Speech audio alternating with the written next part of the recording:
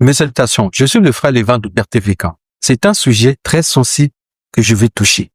Et de cause, je demande votre intelligence, votre sagesse ainsi que votre patience. Pour finir, prenez votre Bible et analysez. Sans tarder, voici ce que nous allons étudier. Quel est le symbole de la Nouvelle Alliance? Faites ceci en mémoire de moi. Que signifie cette expression dans le contexte? L'ajout tardif des traducteurs dans 2 Corinthiens 3 verset 14, cet ajout excite-t-il certains à se révéler à la parole? Pour chercher à connaître l'alliance selon la Bible, il est important de chercher le mot hébreu. Le mot alliance est composé de baït, c'est la maison ou la structure. Le resh, c'est l'autorité, la tête. Le yod ou le yad, c'est la main en action. Le tav, signe, marque, sceau. Ainsi, dans la Bible, une alliance représente une structure organisée qui a de l'autorité. Elle se manifeste par une action et est validée par un signe. À titre de rappel, lorsque la Bible mentionne alliance, c'est accompagné de 3 mots très importants.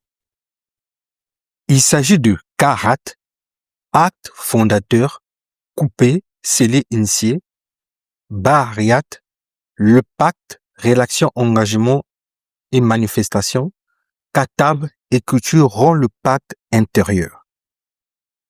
Qui est souvent négligé dans la conception du christianisme romain actuel. Voilà pourquoi vous allez constater, il y a certains chrétiens, quand je leur dis, explique-moi la nouvelle alliance, ils ont du mal parce qu'ils ont rejeté certains éléments qui accompagnent l'expression alliance dans la Bible.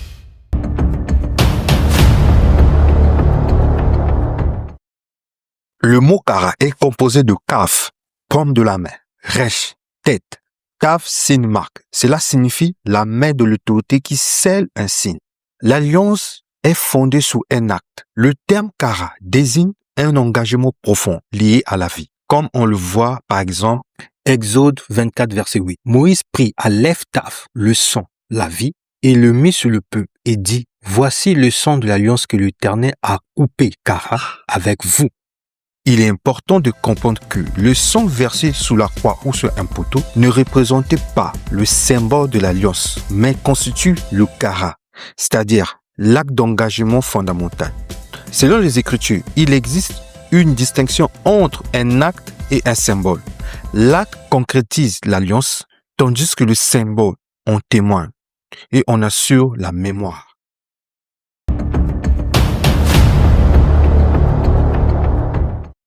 Pour ne pas répéter, le symbole de l'alliance, c'est un signe visible ou invisible. Notamment à l'époque de Noé, nous voyons que le signe que le Créateur avait illustré, c'était l'arc-en-ciel. Depuis cette époque jusqu'à de nos jours, nous voyons toujours ce signe. Cela signifie c'est alam.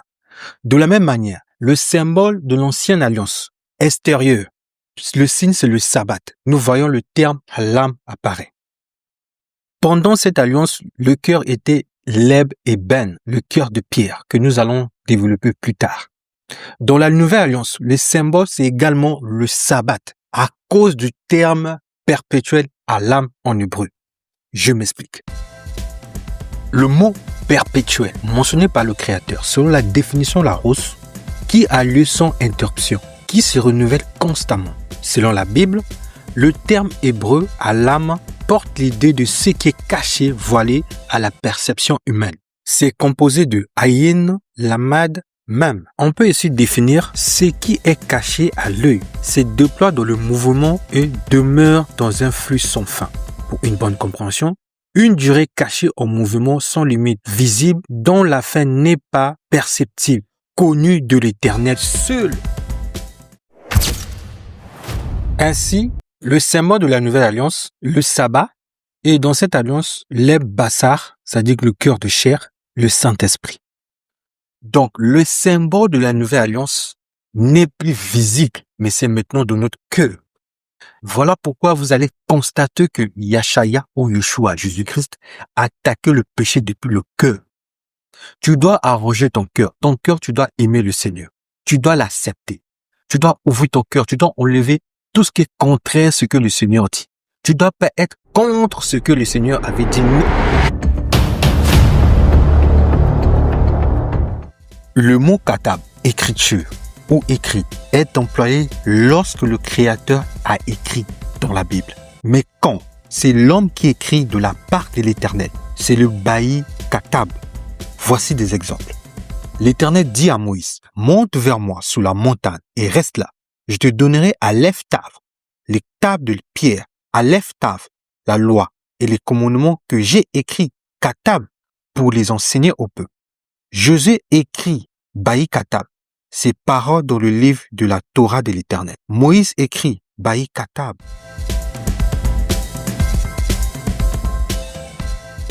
En résumé, Tarat, l'acte fondamental lié à la vie.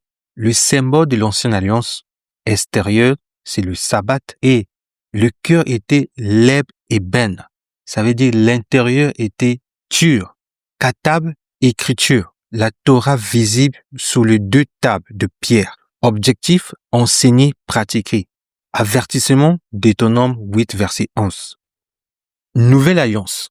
Tarat, l'acte fondamental lié toujours à la vie. Le symbole de la nouvelle alliance est intérieur.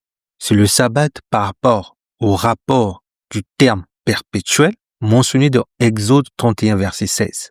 Deuxième symbole, c'est le Saint-Esprit, selon Ézéchiel 36. Et dans cette nouvelle alliance, le cœur sera l'eb bassar, Ézéchiel 11, verset 19. Et l'écriture qui sera écrite dans le cœur, katab, c'est Jérémie 31, verset 33, qui est déjà mentionné dans le passé dans Exode 24, verset 12. C'est-à-dire que le Créateur, il va plus écrire sur les tables de pierre, mais il va écrire sur la table de chair, dans nos cœurs. Objectif, enseigner, pratiquer. Ézéchiel 36, verset 27. Proverbe 1, verset 23. Avertissement, Matthieu 5, verset 17 à 19.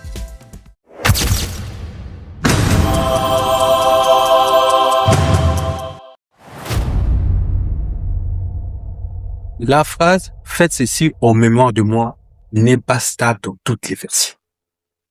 L'expression « Faites ceci en mémoire de moi » ne se trouve pas dans toutes les versions manuscrites de Luc 22, verset 19. On la trouve par exemple dans les manuscrits Sinaiticus, Vaticanus, mais elle est absente dans d'autres versions, comme le Codex Byzantine, certaines versions latines anciennes, Vestus Latina et le Syriaque ancien. Voici ce que l'on lit dans ces versions sans la phrase. En prenant le pain, il le rendit grâce, le rompit et leur donna, en disant, ceci est mon corps donné pour vous. Et je doute fort que Yeshua, ou Jésus-Christ avait réellement prononcé cette phrase. Le livre de Marc, qui est l'un des plus anciens manuscrits d'évangile, cette phrase-là n'apparaît même pas. On ne sait pas s'il y a eu des gens mal intentionnés déjà qui avaient pour objectif d'instaurer une pratique quelconque. Sur le site bettery.com de Bruce Terry, professeur de la Bible et des sciences humaines, il commente sur Luc 22. L'ordre des coupes lors de la scène a posé problème à plusieurs copistes qui ont ignoré que la première coupe faisait partie du repas de la Pâque et non de l'institution de la Sainte Seine. Ils ont résolu ce problème, soit en mettant le verset 19-20, soit le verset 17-18. Deux manuscrits latins de deux textes syriens ont également modifié l'ordre du texte pour placer le pain en premier. Ici, on voit que les copistes ont touché quelque chose. Donc cela veut dire qu'ils ont ajouté aussi cette expression, notamment ceux qui ont voulu mettre cela comme pratique.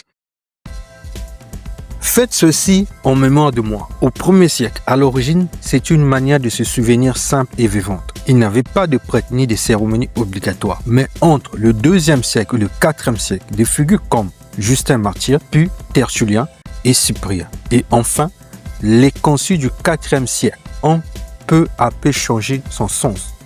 Ils ont fait un rite religieux officiel dirigé par des prêtres. Cependant, admettons que nous acceptons la phrase « Faites ceci en mémoire de moi ». Selon le contexte, est-ce que ça signifie qu'on va prendre le pain et le vin, comme nous voyons la rituel qui se passe dans la majorité des églises chaque dimanche. Si nous cherchons à rester fidèles concernant la conception de la Bible, souvenir, ici, faites ceci en mémoire de moi.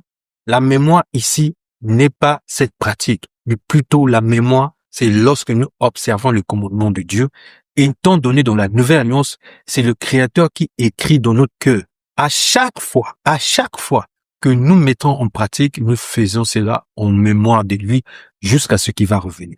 Ça, c'est dans le contexte où nous acceptons la phrase « faites ceci en mémoire de lui ». 2 Corinthiens 3, verset 14, dont la majorité des versions est celle-ci. La Luce seconde traduit par exemple, font la lecture de l'Ancien Testament. Darby, dans la lecture de l'Ancienne Alliance. Je tiens à préciser, dans les versions originaux grecques, il n'y a pas l'expression Ancienne Alliance. Mais leurs intelligences ont été réduites dures, car jusqu'à ce jour, le même voile demeure lorsqu'on lit, et il n'est pas levé car il disparaît en Christ. L'expression lecture, dans ce contexte, ne signifie pas uniquement de faire la lecture, mais selon la loi intérieure. Car le mot grec traduit par lecture peut être compris comme une lecture qui déclare l'esprit ou ouvre l'intelligence, mais aussi c'est reconnaître la transformation intérieure. Nous venons de voir que la Nouvelle Alliance, on parle de la transformation intérieure. Paul est resté dans le contexte de Jérémie 31, Ézéchiel 36, verset 26, Proverbe 1, verset 23. Paul ici ne dit pas ce qu'il lisait, c'était l'Ancien Testament, ça n'a plus d'actualité, etc. Les traducteurs ont ajouté tardivement Nouvelle Alliance pour faciliter aux lecteurs la compréhension du texte. Mais cette façon de faire a entraîné aussi beaucoup à se garer. D'autres commencent à accuser même l'Ancien Testament par les anciens écrits. Notamment à cause de l'expression Ancien Testament, Ancienne Alliance mentionnée par ces auteurs qui apparaît dans leur Bible sans pourtant faire des recherches approfondies. Il ne faut pas oublier que ce verset était maintenant un visa pour qu'on puisse diviser la Bible en deux pour ceux qui refusaient la conception de la loi de Dieu. Cette division s'est mise en place petit à petit dans l'histoire du christianisme. Justin Martyr a introduit l'expression grecque Paleia Diatheke, qui signifie Ancienne Alliance ou Ancien Testament, vers 155-160. Plus tard, Tertullien a rendu officiel les termes latins Vistus Testamentum et Novum Testamentum entre 197 et 210. La traduction Jérôme, la Vulgate 390-405 a ensuite popularisé ces noms dans l'Église pour distinguer deux groupes de textes